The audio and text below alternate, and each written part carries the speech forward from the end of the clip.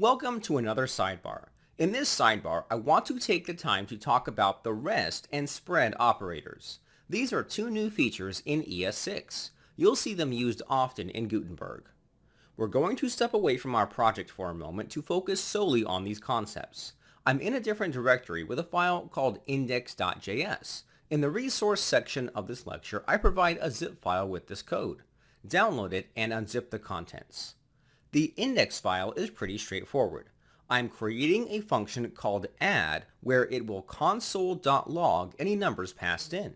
The add function doesn't accept in any parameters. Instead, it'll use the arguments object. The arguments object will contain all the values passed in, including the ones that weren't specified in the parameters. We're using this by looping through all the values passed in and adding them all together. This makes our function flexible. If you look below, we can choose not to provide any parameters or up to 3. It's limitless. The first call should result in 0. The second call should result in 1, and the last call should result in 6.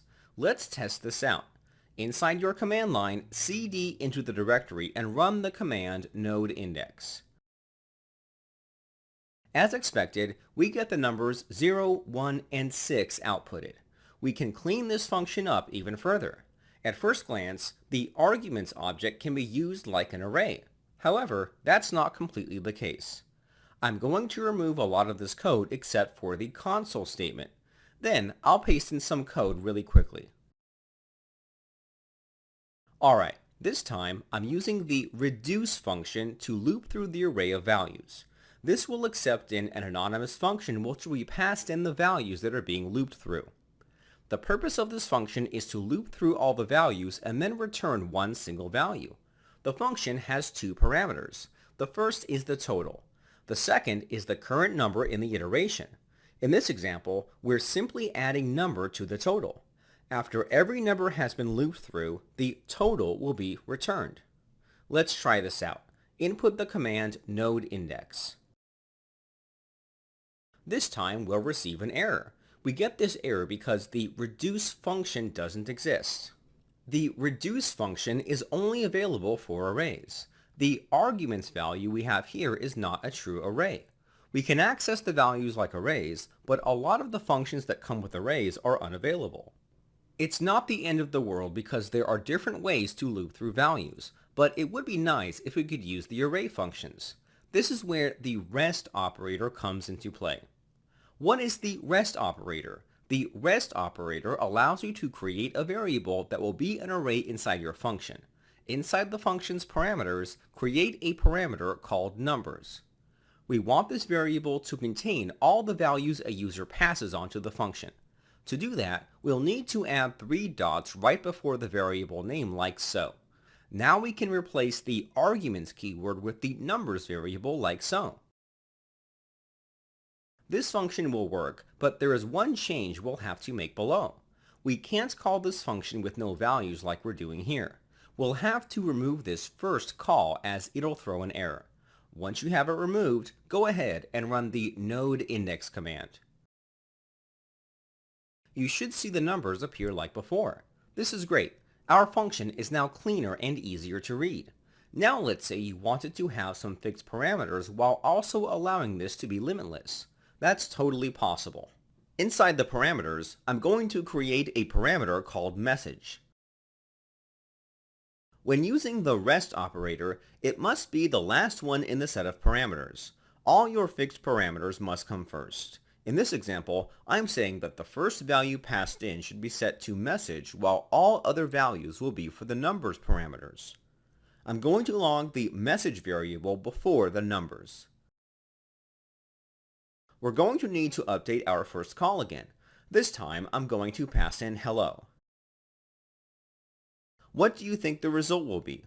Take a moment to think about this. Alright, let's see. Input the command node index.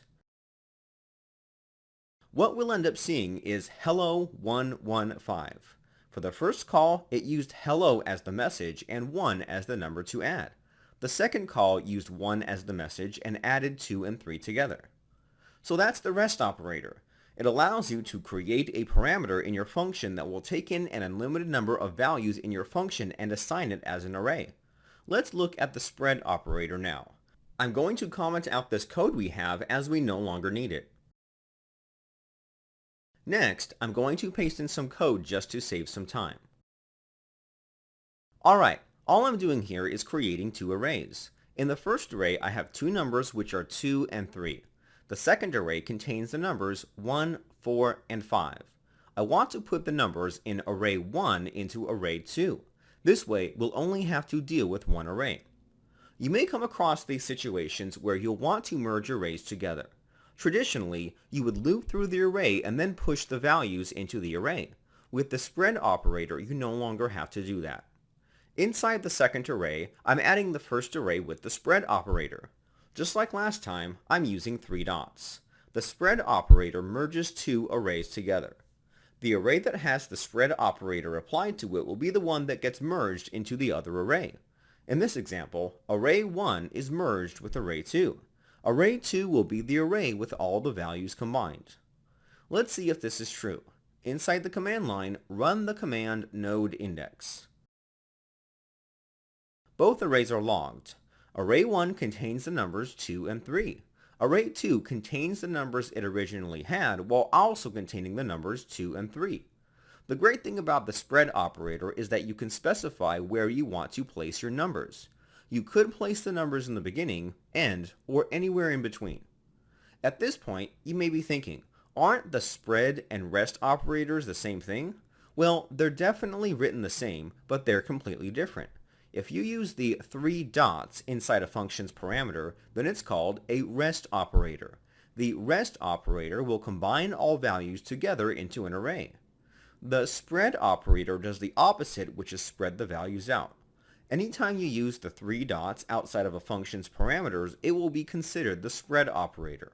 Now that we understand that, the next question is, how does this apply to our code?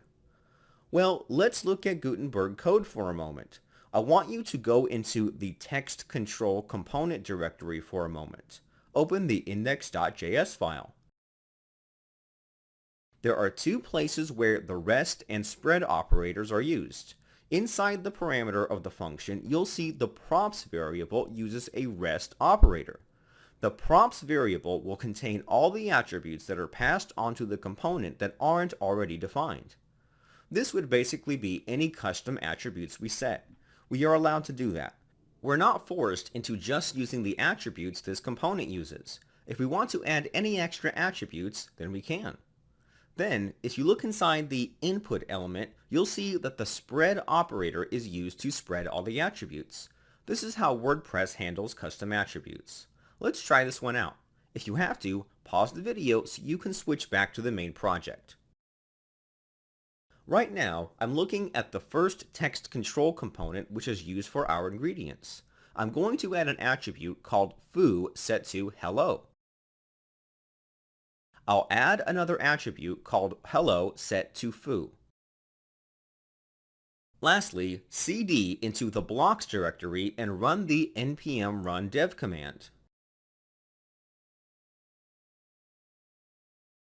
If we did everything right, then we should be able to see these two attributes appear inside our input field. Go ahead and refresh the recipe post.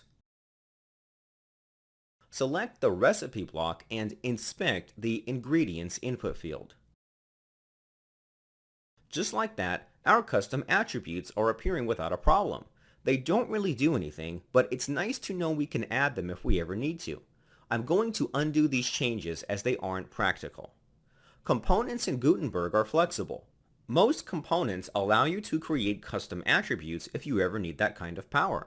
Just to be sure, I encourage you to check out the code yourself. You'll see it formatted in the same way I showed you.